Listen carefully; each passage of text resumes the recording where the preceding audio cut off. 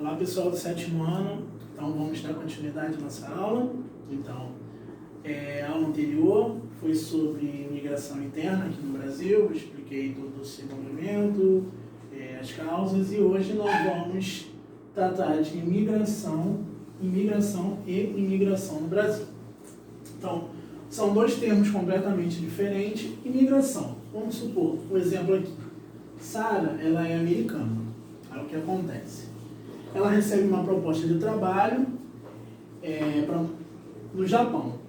Ela vai sair da sua terra de origem e vai imigrar para uma outra terra. Ela vai se tornar uma imigrante dentro do Japão. Ela está saindo do seu país de origem e está indo para outro país para poder trabalhar, morar.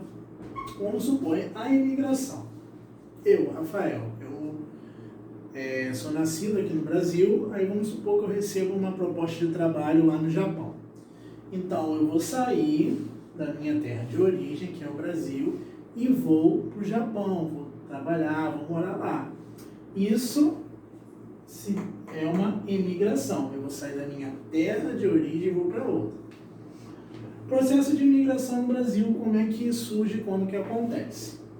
Em 1500, a gente tem um processo de colonização dos portugueses, que eles vêm para cá, para a nossa terra, eles chegam aqui, eles encontram nativos, e eles dão o nome para esse nativo de índios. Por quê? Por que eles deram o nome de índio? Porque eles achavam que eles estavam na Índia, porque o propósito deles era chegar até a Índia atrás de especiarias. Porém, eles vêm para o Brasil. Eles chegam aqui em 1500, vêem a terra, tudo, e retornam para Portugal. Aí o que acontece? A partir de 1534, essa imigração ela se acentuou. Aí o território foi dividido em capitanias hereditárias. Cada um tinha um pedaço de terra, todo lucro ia direto para a coroa portuguesa. Em 1549, então a gente tem uma nova atração. Por quê? Porque foi criado o governo geral. Aí os portugueses vieram para a Bahia. Bahia foi a nossa primeira capital. É o que acontece. Do século XVI até o século XVIII, o número de imigrantes é pouco. Tem poucos imigrantes para cá. A partir do século XVIII, com a descoberta de ouro e diamantes em Minas Gerais, a gente tem mais de 900 mil pessoas vindo para cá. Então, todo esse ouro e diamantes era repassado diretamente para a coroa. Teve um outro tipo de movimento migratório, que foram para os estados de Santa Catarina, Rio Grande do Sul e Amazônia, nesse mesmo século, 2 estados do Sul e um do Norte. E não podemos esquecer do terceiro grupo importante na formação da população brasileira, o negro africano. Então, a partir do século XVI, o negro africano ele vem para cá para trabalhar de forma escravizada. Antes, essa escravidão se deu com os índios, porém os índios resistiram, lutaram bravamente. Aí o que acontece? O que o português faz? Não queremos mais escravizar os índios, e também era uma determinação da Igreja Católica na época que não escravizasse mais os índios. Eles estavam sendo catequizados, eles eram catequizados, então eles tinham Deus na vida deles, então não podia. Então, o que faz? A gente traz o negro africano a partir do século XVI, e essa escravidão ela durou 3 séculos. Em 1850 foi decretada a proibição do tráfico negreiro. Aí, que a gente tinha visto lá, portugueses, índios e negros, a gente tem um processo de miscigenação em nosso país. A gente tem vários tipos de raças diferentes, vários tipos de pessoas com cores também diferentes. Então a gente tem esse processo de miscigenação. A partir de 1888, com a abolição da escravatura, a gente tem lá o fim da escravidão. Então o negro não trabalhava mais de forma escravizada, porém o negro foi liberto, eles foram expulsos das fazendas onde eles trabalhavam. O que acontece? A partir de 1890, começa a vir imigrantes vindos de outros países da Europa, principalmente Itália, Alemanha, Espanha. De 1890 a 1900, entraram no Brasil mais de 1,4 milhões de imigrantes. Então, esse número foi maior do que a quantidade que veio de 1808 até 1890. Então, em 10 anos, a gente teve uma quantidade muito grande.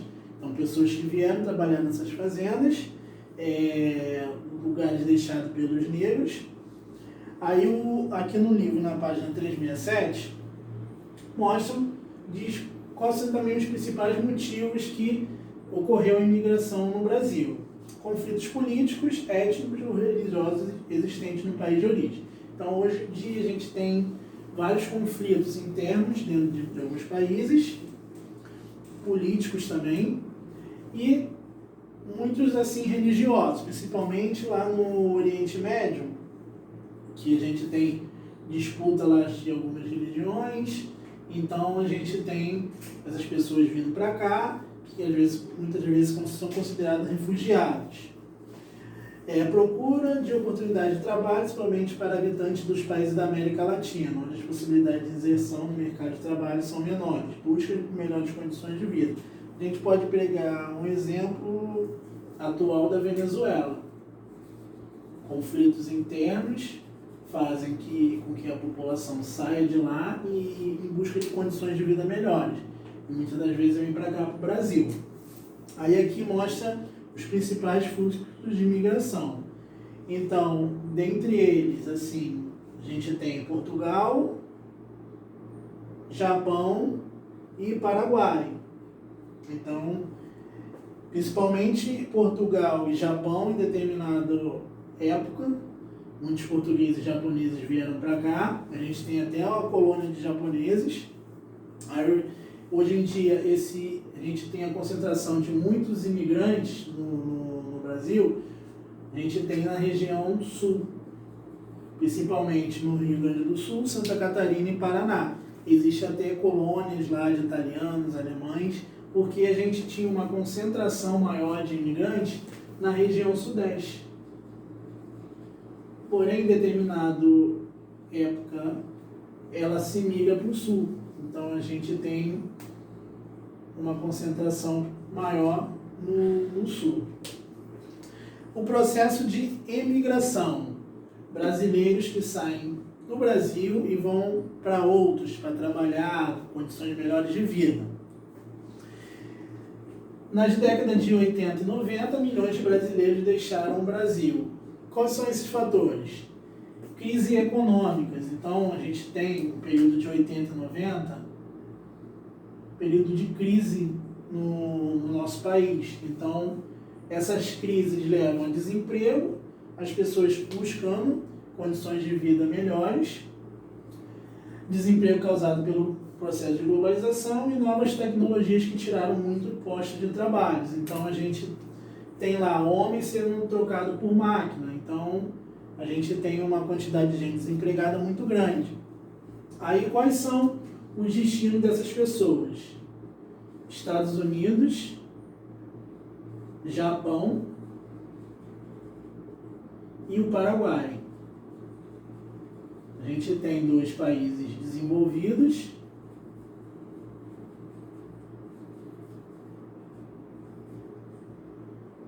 e um subdesenvolvido. Principalmente no Paraguai, as pessoas vão para lá para trabalhar no campo.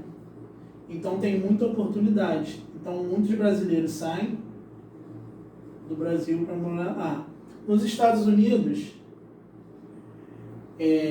os brasileiros que saem daqui para morar lá, eles desempenham funções de trabalhos assim, básicas, como faxina,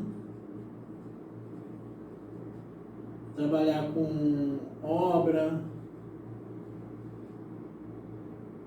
rede de fast food,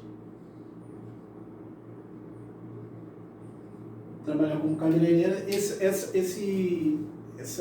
tipo de trabalho que os americanos não fazem, eles não gostam de fazer. E muitas vezes também também pela condição de vida, porque é aquela do sonho americano, né?